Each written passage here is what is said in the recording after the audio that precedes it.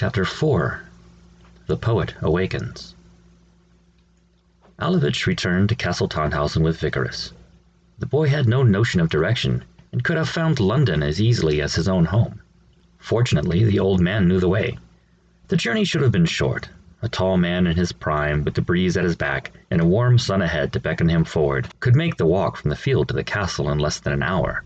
Alovich was not a tall man in his prime, but that is not what drew the journey out the length of the day. Vickers had 2 reasons to meander an indirect route and keep his walking companion to himself as long as possible. Firstly, he wanted to know as much about Alovich's brother as could be pried from his memory. Secondly, he wanted Alovich to be comfortable and accepted in the castle. He rather hoped the old man might be able to remain there, living with Vickers and collecting the rewards of gratitude and goodwill that should have been paid to the Baroness's rescuer. To ensure this, Vickers wanted to prepare Alovich for his family, to teach the rustic farmer what should be said and done to make his presence in the castle less irksome to the Baron, the tutors, and others who might have a harsh judgment too sly to keep caged behind noble etiquette and decorum. It is unlikely Vickers would have admitted this to himself, but his greater fear was that the family would somehow offend Alovich. Noble and pastoral sensibilities were very different in rural Swabia.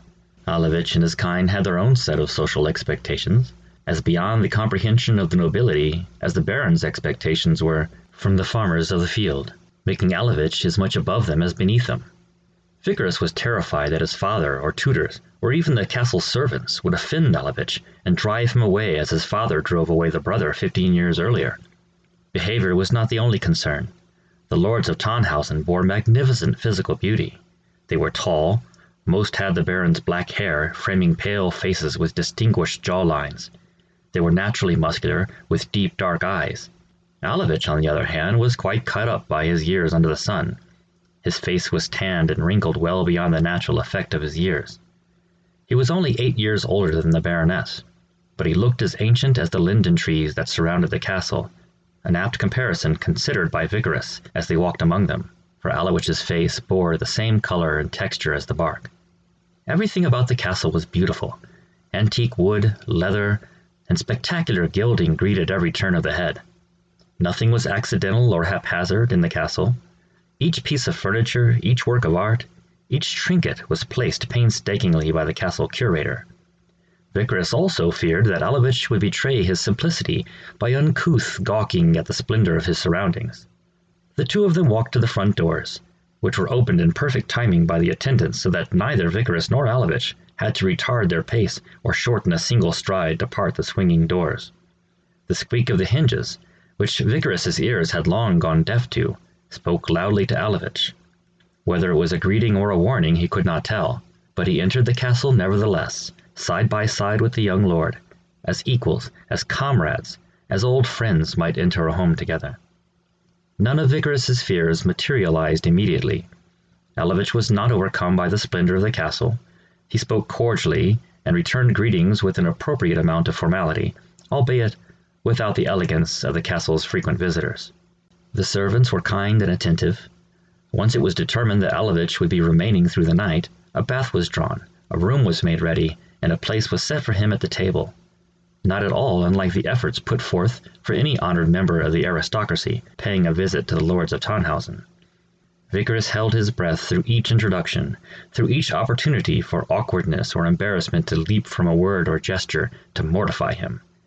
Each instance of such an opportunity that passed without incident relieved Vickers in increasing degrees, like a hiker removing 1 pebble at a time from his shoes. At dinner, Vickers removed the final pebble, leaving nothing in his shoes but relieved feet. Alovich adhered surprisingly to the pageantry and refinement of a baron's dinner table. He did not spin delicious phrases from a silver tongue, as Vickers did, but once bathed and dressed for the occasion, his mannerisms and speech did nothing to sink him beneath his appearance. Matildas wouldn't have noticed either way. Being a woman of more spiritual than physical sensibilities, she recognized traits of her hero inside of his surviving brother. She looked through those familiar eyes to those reticent qualities that do not readily declare themselves, those virtues ablaze behind the eyes, which can only be seen by others with the same sort of fire burning in them. The Baron was a moral landlord. More than that, he was a good businessman. He saw clearly the connection between a worker's happiness and productivity. He was more than fair, giving his farmers and tenants a much higher standard of living than could be generally expected by their level of society. At dinner, he did not see Alovich as a hero's brother. This was an employee, but that alone was enough to push his best foot forward. He will not stay here forever, the Baron thought to himself. He must go back, and when he does, he will speak to the others of his experience under my roof. Baron Leopold foresaw a short stay. Mathildas gave no thought at all to the subject, but Vigorous' musings were in stark contradiction to his father's. He imagined Alovich residing indefinitely in the castle, calling it home and calling his residents family. The matter was never allowed to bubble to the surface in the form of an argument. After dinner, Alovich drew from Mathildas everything she could remember about the day of her rescue. Each tiny fragmented memory provided a shard to a mosaic, which Alovich glued to his mind while he rolled his eyes around and chewed on his thumbnails. Once Mathildas's memories were fully exhausted, Alovich thanked his hosts and announced his intention to depart in the morning, early enough to join the other workers for the full length of their long day's work. Vigorous tried to argue, imploring Alovich to remain longer, speaking of obligations and debt. "There is no debt to be paid to me," he answered. "Your father gives me a respectable living. I do not expect more from him than that." Vigorous spoke of the heroics of the brother. Like all 15-year-old stories, it came from Vigorous's mouth more splendid and polished than the events it was meant to reflect. Alovich responded, "If my brother were here, it would be right for him to accept whatever reward your heart needed to give. But I am here, having rescued nobody. I will leave early tomorrow morning, grateful for the meal and the company, and for a few shared memories of my lost brother." When the dining room emptied, Alovich went directly to bed. He had begun his day as he always did, before dawn. He was in the field by the dimmest light of the infant day. Dinner was late, and Alovich went to bed having eye-witnessed virtually every second of the entire day. When his body hit a bed much softer than his own, with a belly full of delicious foods and his mind full of forgotten images, he fell quickly to sleep. Vigorous could not sleep. Although Alovich was not the discovery he had hoped to make, he was thrilled by the connection to his childhood hero, and he paced the hallways of the castle through the wee hours in severe agitation.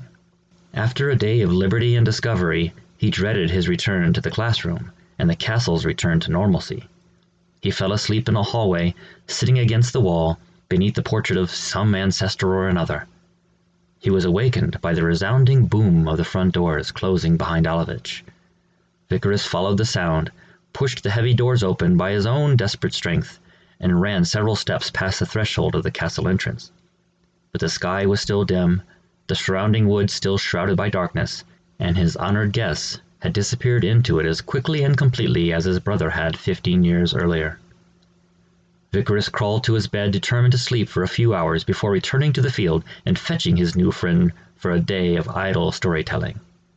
He awoke several hours into his schedule of training, and not a minute was wasted by his tutors, who rushed to make up the lost time. So quickly and challenging did the lessons come at him that Vigorous could think of little else. Alovich did exactly as the Baron hoped. He returned to his comrades with stories of the hospitality he received at the hands of their lord. He put in another hard day's work, but with one eye on the path that leads from the castle to the farm, half expecting Vigorous to come bounding across the freshly sowed field as he did the day before. The Baron feared the intimacy his son wished to develop with their farmer guest. He kept Vigorous busy and forbade him to venture beyond the immediate circle of trees around their home. Although Alovich had no expectation of a deepening intimacy with the lords of Tannhäuser, and Vigorous knew it, Vigorous still feared how his silence and absence would be interpreted by the farmer. After several days of panic on this subject, he contented himself to write a letter.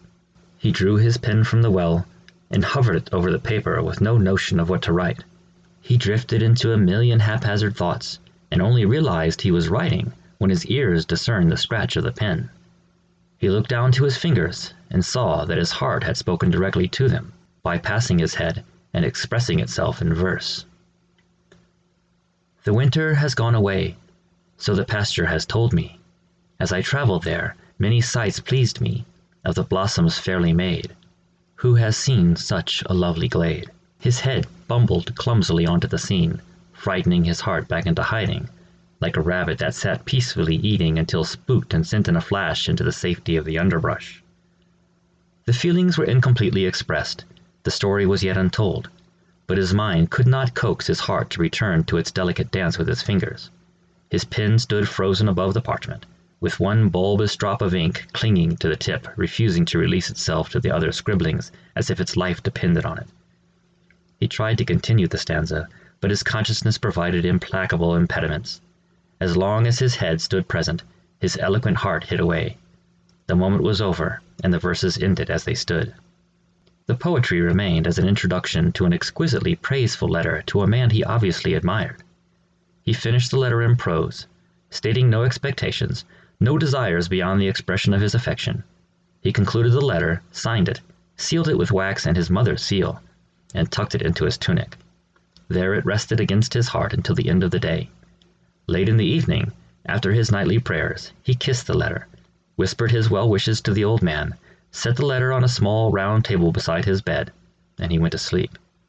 Vivid were his dreams that night, and clear his later recollection of them, but he could not have known how prophetic they were, how prescriptive of a life he would not step into for many years to come.